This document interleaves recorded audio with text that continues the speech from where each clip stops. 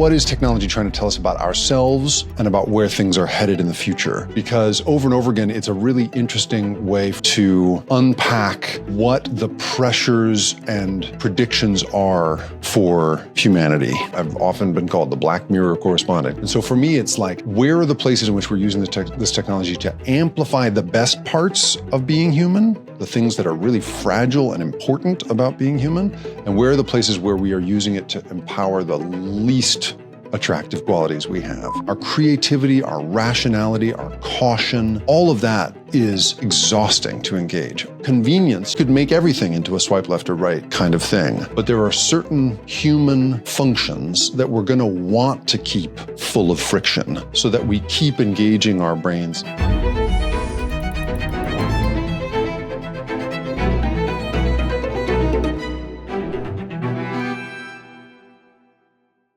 Hello, everybody, and welcome to Lavin Voices, a podcast of the Lavin Agency. I'm your host, Charles Yao, and our guest today is Jacob Ward. For 7 years, between 2018 and 2024, Jake was an on-air correspondent for NBC News, covering the consequences of technology in our lives. I like to think of him as the tech explainer for the millions of people who watched NBC Nightly News and The Today Show. Not an easy job. Jake was also a fellow at Stanford University's Center for Advanced Study in the Behavioral Sciences, and it was there that he wrote a fascinating book called The Loop.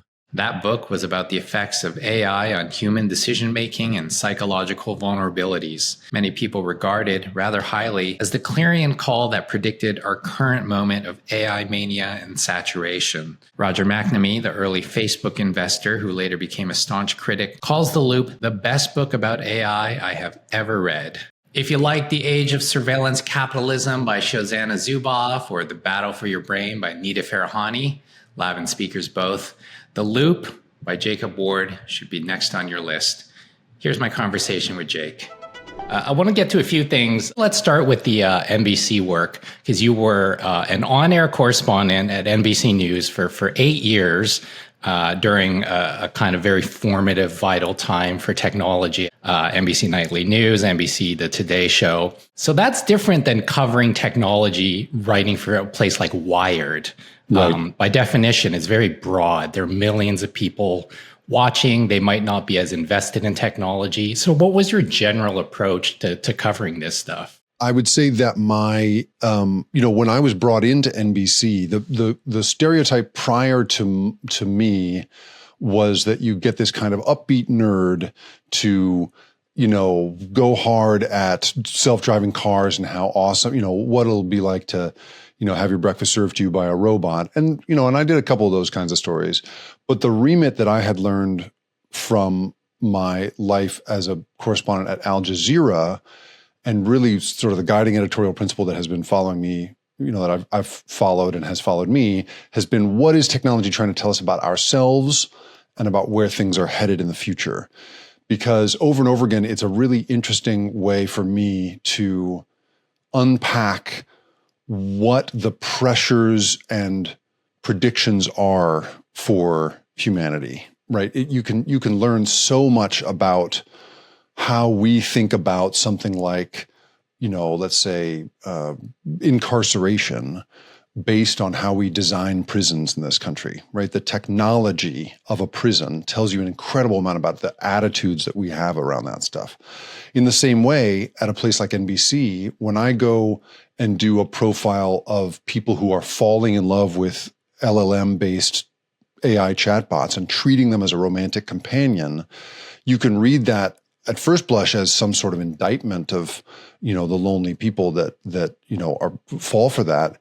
But in my view, what that really is a profile of the loneliness in America, the search for love in America. So technology becomes this kind of universal language for unpacking certain topics. And that was the standard that I brought to NBC. So rather than it being about celebrating the cool gadgets and ones and zeros of technology, it was about, what does it say about humanity? And one of the ways that we used to encapsulate this a lot was that the team that they built around me, one of our standards was, we would say to the supervising producers and to the editors, no dark typists and no ones and zeros, by which we meant in the editing of a piece, don't fall for the stereotype of a shadowy typist with a hood on, or the matrix ones and zeros going by. Don't do that. If we're talking about conflict and you need B-roll, show B-roll of real conflict at a protest.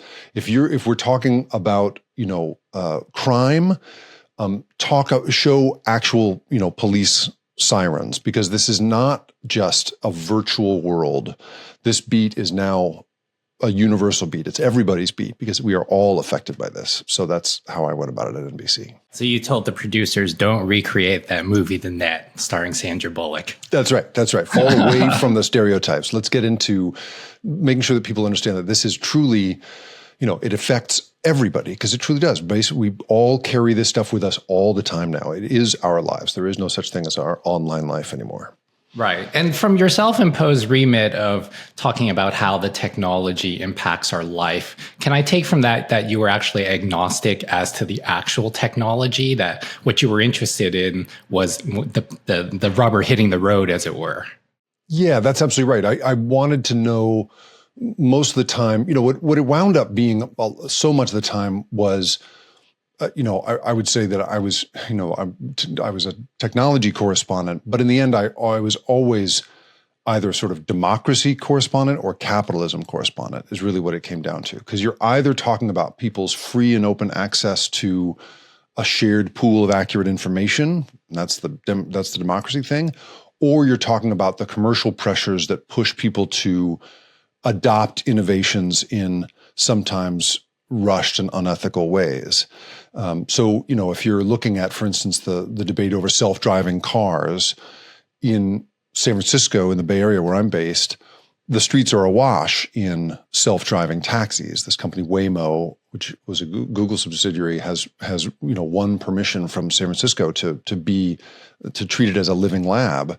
But the question, you could very easily get into a car and do the standard thing of like, well, look, I'm being driven around and there's nobody at the wheel, which is the way that everybody would sort of do that story.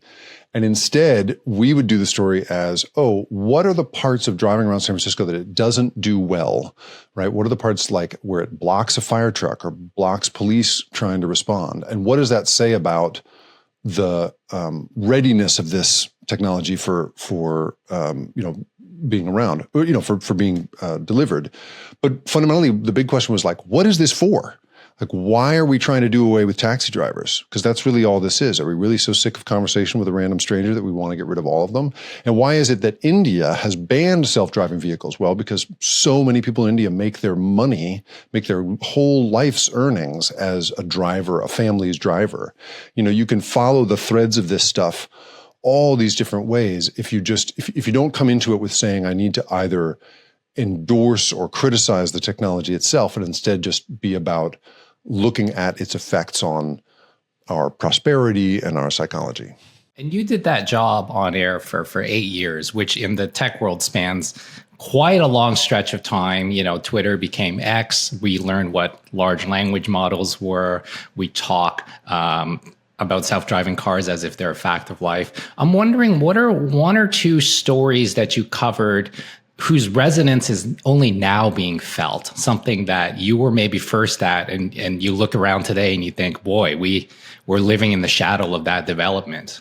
Yeah. Well, certainly, so the headline one, right, is that I predicted the rise of commercial AI early.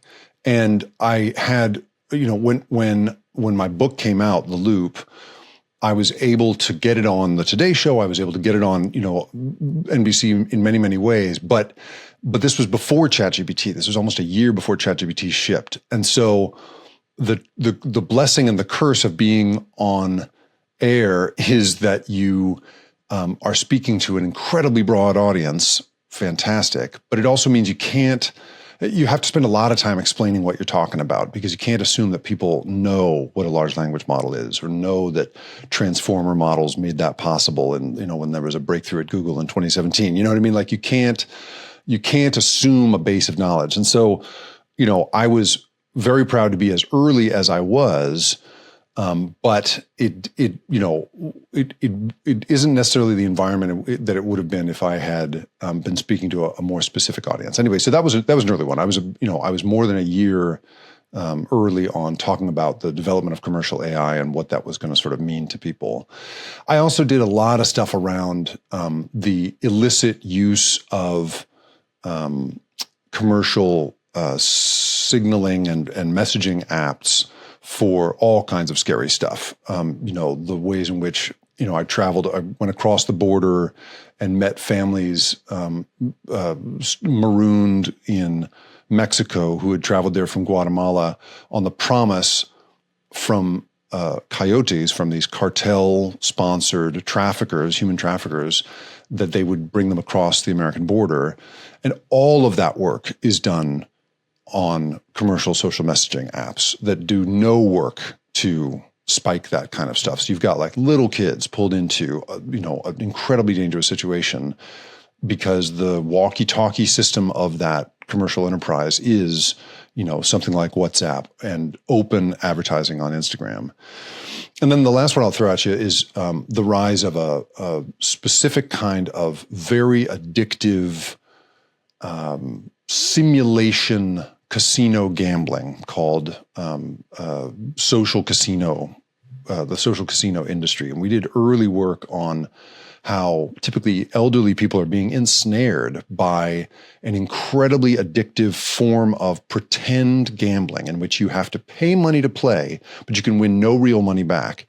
And we interviewed people who are among the tens of thousands of people across the country who are losing their life savings every year to this kind of stuff. So for me, I like to think that I pioneered a kind of coverage at NBC that was about the darker human effects of technology. And I think that over and over again, I got to be out in front on a lot of that stuff, even though I was grappling with having to speak to the broadest possible audience, and as a result, not being able to speak maybe as specifically as I would have somewhere else. And I mean, just doing some pattern recognition over just those three cherry pick stories, would you say that the move is toward a kind of automation, a dehumanization, a kind of technological overlay where we just have less choice about stuff? Like everything you're talking about seems pretty dark, Jake. I know it is dark stuff. I will say I at the same time try to celebrate good uses of this stuff wherever I can. And I should just sort of advertise a couple of those, So for me, there are places where, the deployment of let's say an AI-based laser system that can zap weeds and do the plantings in a California farm field, which I've done that story, that kind of thing is a fantastic use of this technology. The ability to, look inside the diagnosis we might have around skin cancer or certain mental disorders, depression, anxiety. There are ways in which technology is being used to give, well-meaning researchers a shot at helping people before it's too late. And there are places in which I think, art historians are using some of these new pattern recognition systems to fill in the gaps in like the archaeological record, let's say the gap between Etruscan and Greek pottery, because pottery doesn't survive the thousands of years between those two civilizations. You can look at, AI can tell you, oh, here's how it probably looked in between. There's like incredibly cool uses of this stuff. And I try to celebrate that wherever I can. But the theme, as you mentioned here, Charles, is that when the money gets involved, and the market, especially the investment market, wants its money back from these companies. These companies feel incredible pressure to deliver. And in doing so, they tend to, race to the bottom. And as a result, you get, the theme tends to be where I think technology has the potential to free us up and create a more open world, that the sort of effort saving and inspiration creating possibilities of technology feel like this big open looping world. My worry is that when you get the financial pressures involved and people start trying to make profitable minimum viable products out of this, then you get into this downward spiral where companies are trying to limit choice. They're analyzing your choices, then they're trying to limit those choices as much as they can because that makes you easier to sell to. And over again, that is the pattern that I have been following in the work that I do. And speaking of spirals, we'll talk about your book, The Loop, in a second. But I did want to just finish off this part by asking, I mean, we're all aware of like media diet, like you are what you ingest, what you read. Is it incumbent, you think, on journalists and publishing to kind of surface stories, like you say, that are the positive uses of AI? Because maybe I'm just reading the wrong places, but every story just seems super negative. Yeah, I know. I think it's tough, right? Because there's this sort of false choice put in front of you where you could go there are sort of like two paths of least resistance. One is to be all negative all the time. That is a sort of that's one lazy way of doing it. And the other is to take the happy examples that the companies cook up for you and hand you all the time, right? If it, like, your average marketing person at a big company can cook up a great sounding version of their technology and they're constantly pitching that to you. Hey, I'd love to show you how facial recognition software used by police is interrupting, child trafficking rings, and you're like, wow, what a great use of that. And then you go, well, wait a minute, what other uses is this facial recognition technology being put to, And so I think that staying true to this question of what is it trying to tell us about ourselves? What is this technology trying to say to us about who we are and what we're about? What is it reflecting back at us? The black mirror, right? I've often been called the black mirror correspondent because that's what this is. And so for me, it's like, where are the places in which we're using this technology to amplify the best parts of being human, the things that are really fragile and important about being human, and where are the places where we are using it to empower the least attractive qualities we have? And for me, that finding that middle ground is an important one. And I'm learning more and more that the stakes of this are very, very high. The studies are coming out that are showing that, people from underrepresented communities and women are far less likely to adopt a new technology to begin with. And if you hit them with this endless negativity, then you wind up in a world in which you're in fact empowering only a a small group of people to sprint ahead with this stuff, and everybody else kind of gets left behind. So while I don't believe in the idea that the toothpaste is out of the tube and you can't put it back, I do believe that, there's such a thing as, there's a reason that you and I, Charles, are not smoking cigarettes at this moment while we have this conversation, right? We have made good decisions as a civilization about regulating some safety and some common sense into the world. But I do think that there is a role for letting people get engaged in the implications of the technology without just trying to scare the bejesus out of them. And so speaking of endlessness, is that a word even? You wrote a book called The Loop, which, as you said, was very prescient. It kind of predicted the commercial applications of large language models and ChatGPT. The book is called The Loop, but it's actually about 3 loops. So I wonder if you could just quickly, succinctly take us through what those 3 loops are, how they interrelate to one another, but also what they mean for us. Yeah, so the grand loop that I'm trying to articulate is the ways in which our human pattern recognition systems, our instinctive decision-making systems, grab onto the chaos of reality, try to make a set of tangible choices out of that, and guide us through our lives. That's sort of the fundamental big loop. And that loop is now, it is both the ways in which so I spent a big chunk of the book basically talking about the ways in which our ancient circuitry makes most of our decisions for us. This is a concept articulated in Daniel Kahneman's Thinking Fast and Slow and a bunch of other work at that level. And my worry when I set out to write this book was that these technology companies that I was covering in my day job were going to begin trying to access that ancient circuitry in order to make us easier and more willing customers, basically. And so the loop is the concept that over time, as our ancient circuitry makes choices for us, and as AI-powered systems decode that ancient circuitry so that they can predict the kind of choices we're most likely to make, oftentimes not only unconsciously, but against our better judgment, that we're going to wind up in this downward spiral of shrinking choices. And at the bottom of it, this is the joke I always make, is like, the bottom of it, we're just drinking our dinner, drinking weird smoothies for our dinner, drinking Soylent and wearing beige, and we don't know how to talk to our spouses anymore. That the guidance systems being imposed on us are going to strip away the things that are really important to us and do to our sense of human agency what Google Maps has done to our sense of direction. What were the other two loops? So the first one was the idea that there's a loop of human decision-making that's our ancient primitive circuitry. The second loop is the modern landscape of commercial applications. So that's cigarettes and pornography and, political messaging and the ways in which marketers have sort of played with our circuitry so far.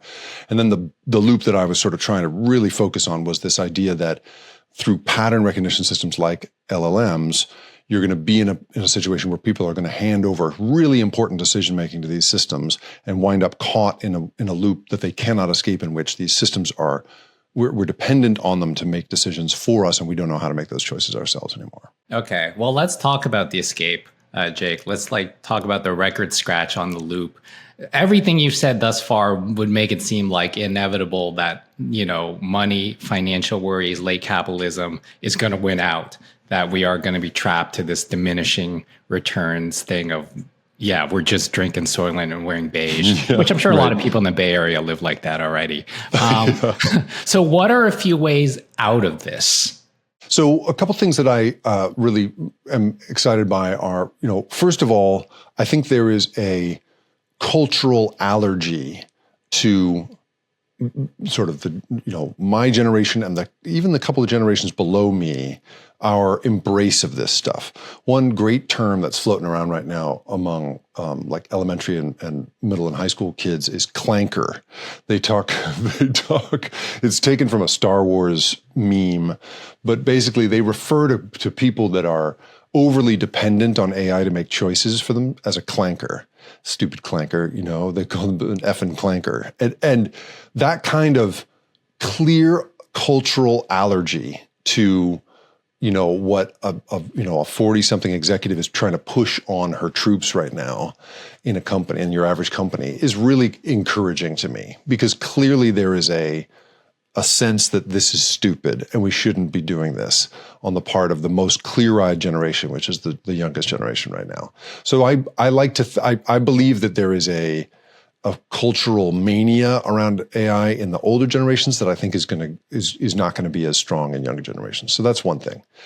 Another thing is we have a long history in this country and around the world of slowly but effectively making good choices around what we consider to be unacceptable as a society. So one example I use a lot is up until 2013, about 60 to 100 deaths a year in the United States there was this particular category of death that was taking place. And it's not a statistically large number. That number doesn't rank against things like car accidents or, opioid deaths, but it was a totally unacceptable form of death. And that was kids accidentally being killed by their parents in their driveways in the car, being backed over. And until 2013, that was a really common thing and a really steady death drip. Well, at that point, a group of bipartisan legislators came together and said, this is unacceptable. This is totally unacceptable, because any parent looks at that and goes, we can solve that problem. That's crazy. And now when you buy a new car in the United States, it comes with a backup camera. It has to. You're not allowed to buy one that doesn't have one. You're not allowed to sell one in the United States that doesn't have one. So we can, we don't just have to follow the math. We don't just have to follow the money. Occasionally we just do the thing because it's the right thing to do. And that does happen. And I believe there is a whole category of business leader and business thinker, who believes in the fundamental, right to make good choices in life. There's the author Nita Farahani, who is one of our clients here, talks about cognitive liberty, and I think she's really onto something with that. This idea that we need to be free to make choices ourselves, and I think that if the more that I go out and speak to companies that are thinking about this stuff, the more they recognize that it really is on them to help empower a certain category of self-determination and agency in people. And I don't think we can only depend on the goodwill of leaders who want to be on the right side of history. I think we do need the regulation and we do need the kids keeping us honest. But I think that I think when you really sit people down and say, do you want people making good decisions? Do you want people coming to an agreement based on a shared set of facts rather than AI slop? People, I think, for the most part, are going to agree on that stuff. And so I like to believe that there's a bedrock of common sense that is going to shine through. It just happens to shine through pretty slowly when it comes to regulations and cultural movements as compared to the quarter-by-quarter sprints we're seeing inside these companies. Let me make an analogy and ask a question around the backup camera that you mentioned. I think we can all say it's unreservedly a bad thing that a parent backs up and accidentally kills their child. Like, you would hopefully think that's a very bipartisan issue. So as a society and legislators, we say we don't want that.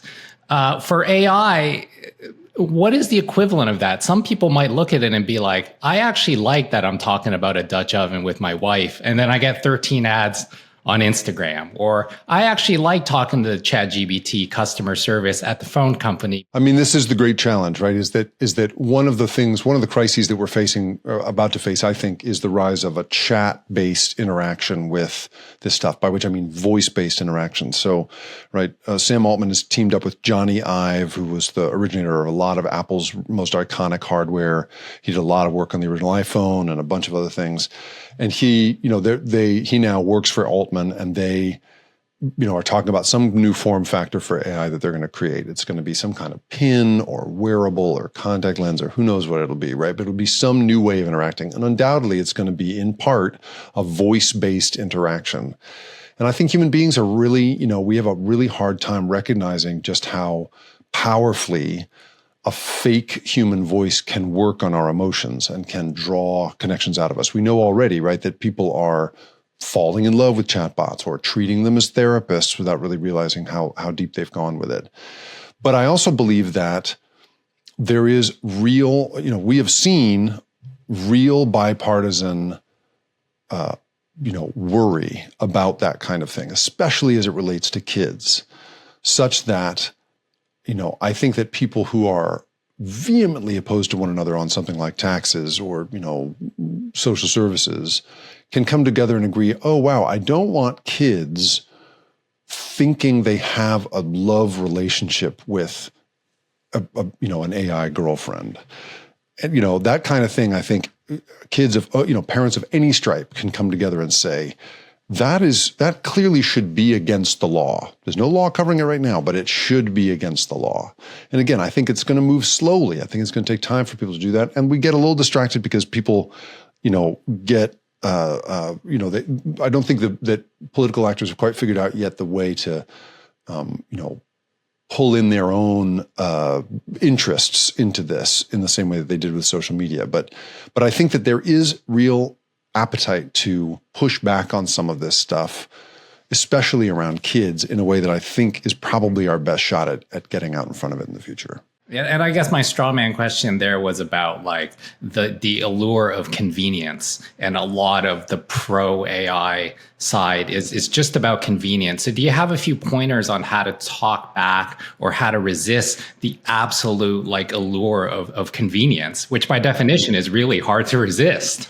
It is. It's extremely hard to resist. But I think what I would say, what I always articulate to people is that the best parts of being human.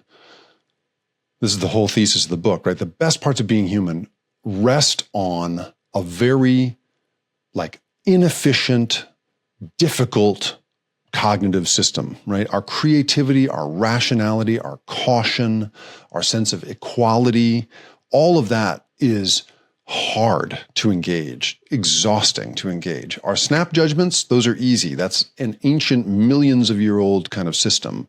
But our modern system, the system that we want to be, our inner, Atticus Finch, right? Our inner higher form of ourselves, accessing that takes a little extra time. It's not convenient.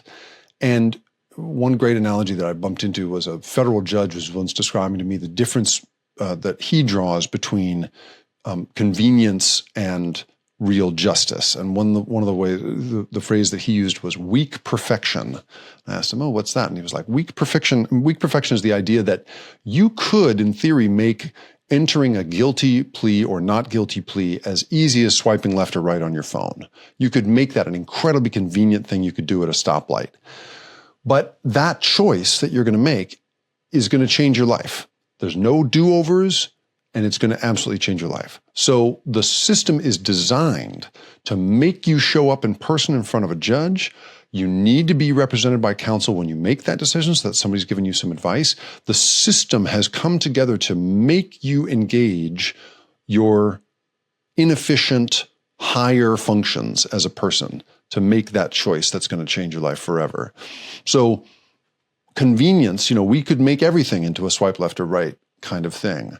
But there are certain human functions that we're going to want to keep full of friction so that we keep engaging our brains in it. Otherwise, we're on this slippery slope that I think we're not going to like at the bottom. And that courtroom example buys into, as you said, one of the theses of the loop, which is that society must deliberately preserve our inefficiencies. I wonder if you could just unpack that a bit further even.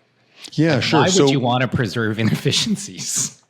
So if you think about it, right, there is I remember there's a fantastic anecdote about Georgia O'Keeffe, who would host these dinner parties, and one famous example one famous anecdote from her dinner parties was this. There's a great cookbook written by one of her chefs, and he said that she's sitting there listening to all these 20-somethings talk about wanting to be happy. How do I be happy? And this is when I'm happiest. And I'm just trying to stay happy in my life.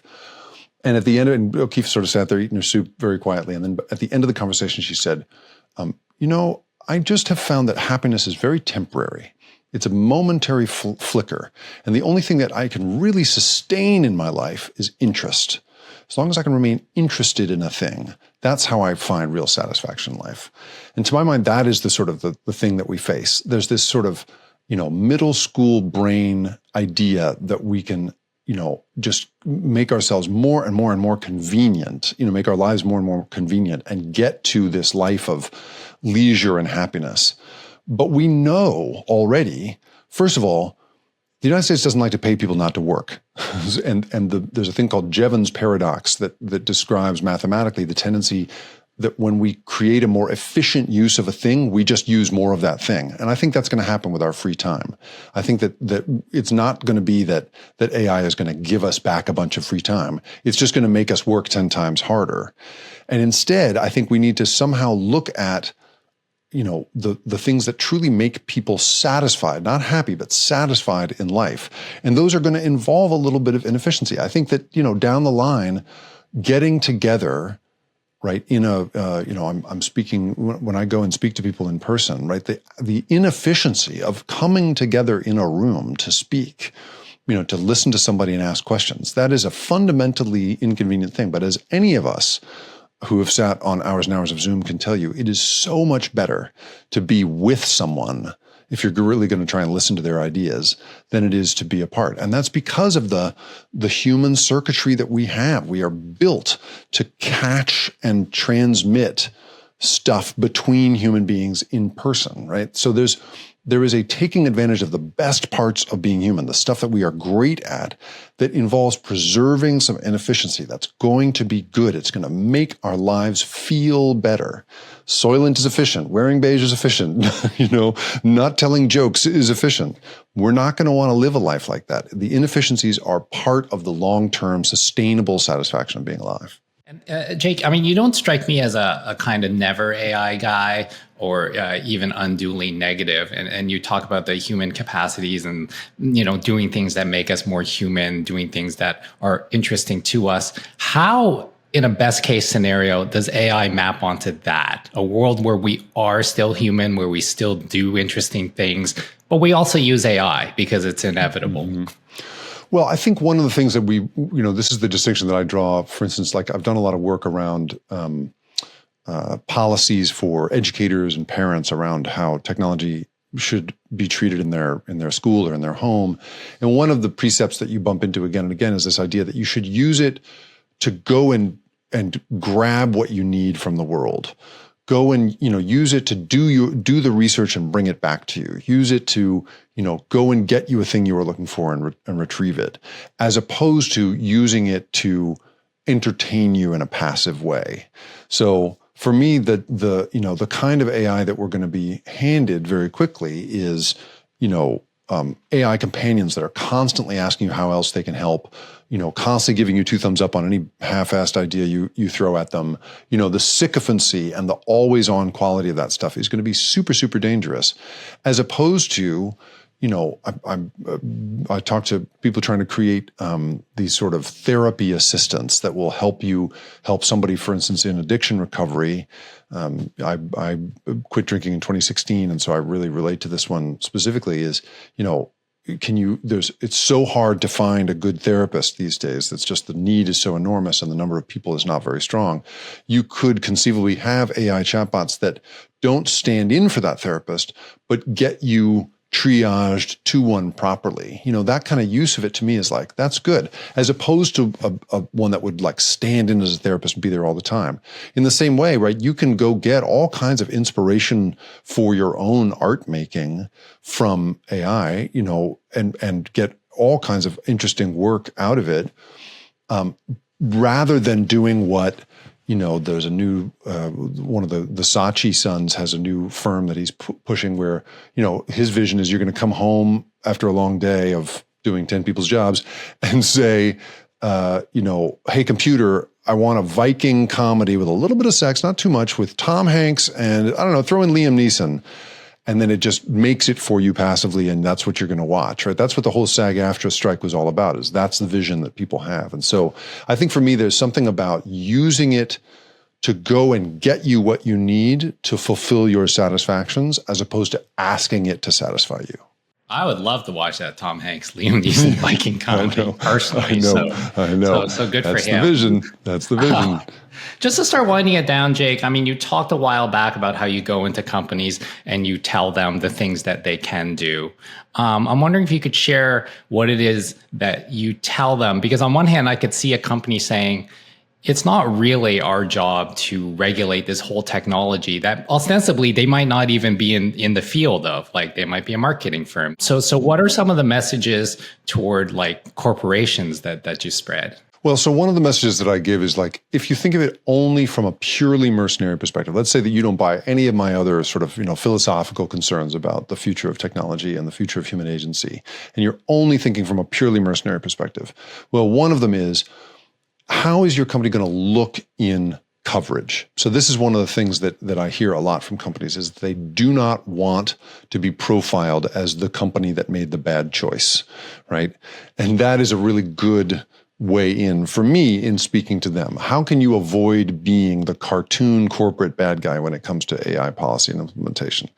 So one of the things that I walk a lot of people through is I do what I call the supervillain test, where I say, okay, let's say that you, the leadership, the board of this company, you all had some sort of head injury and you suddenly became evil and you became hell-bent on doing something bad with what you have created here, the product you've made or the marketing that you're putting out. If you were going to try to be manipulative and dangerous with this, what would it look like?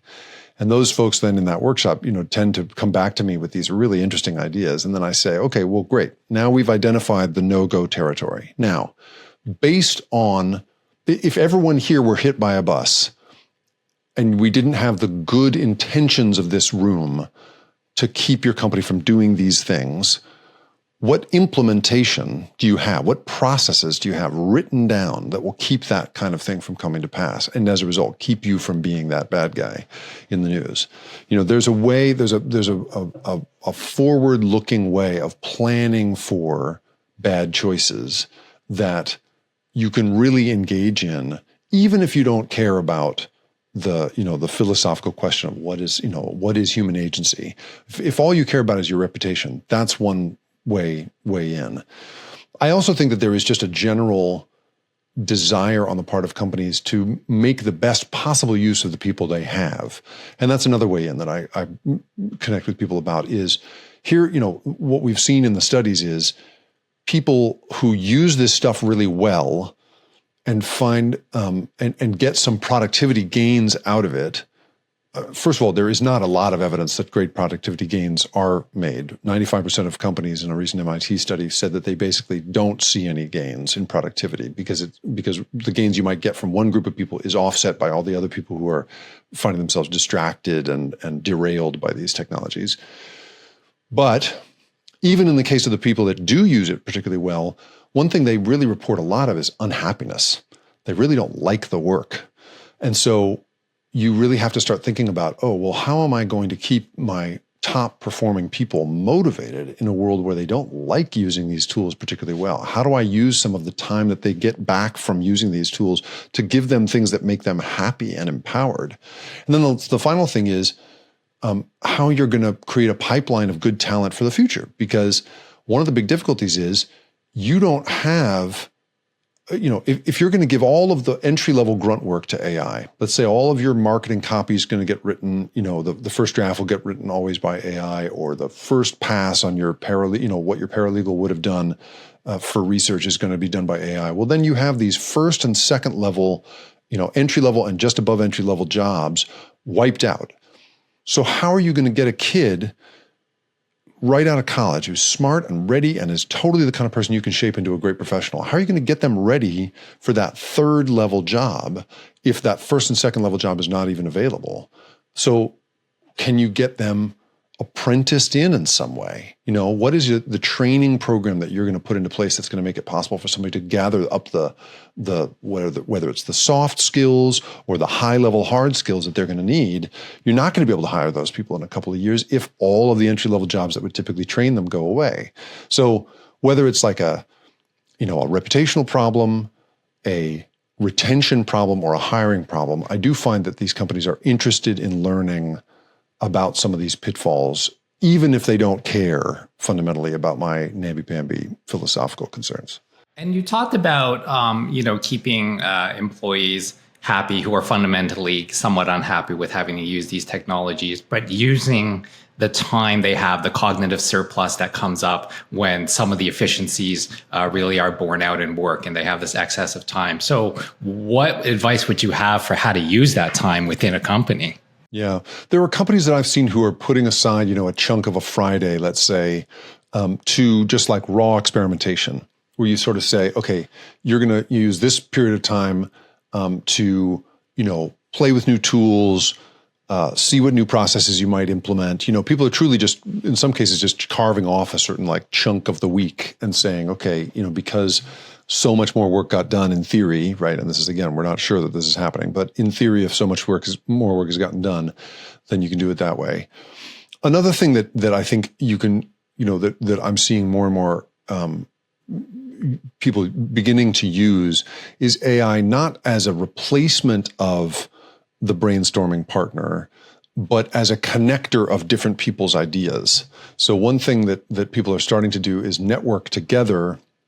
I've seen a couple of fledgling companies trying to think about this, how you network together the work someone is doing over here or this team is doing over there, such that you're making introductions to one another at all times. We've seen sort of half-baked versions of this in the past, but that's a thing where a company could start to say, oh, okay, with this new efficiency that we've got, we're going to try and bring certain people together, whether it's like as automatic as, a lunch date that you just throw people together, into, or just a casual introduction of their ideas to one another. That's another one. And then, I think that the truly,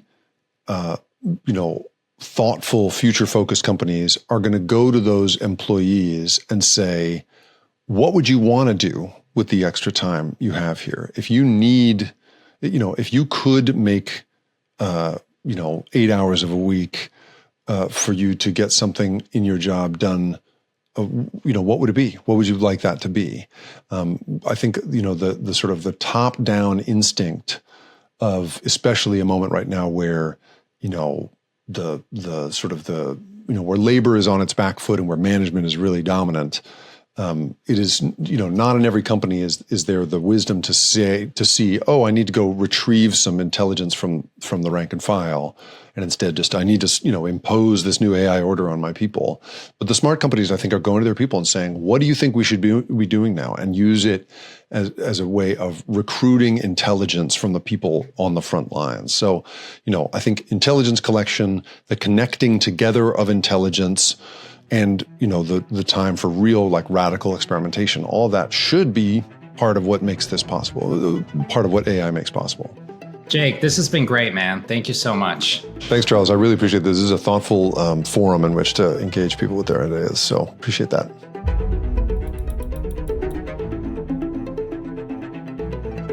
We have these conversations with Lavin speakers every week. If you like what you heard, please subscribe at YouTube or wherever you get your podcasts. For more information about Jake or other Lavin speakers, visit thelavinagency.com. Thanks for listening.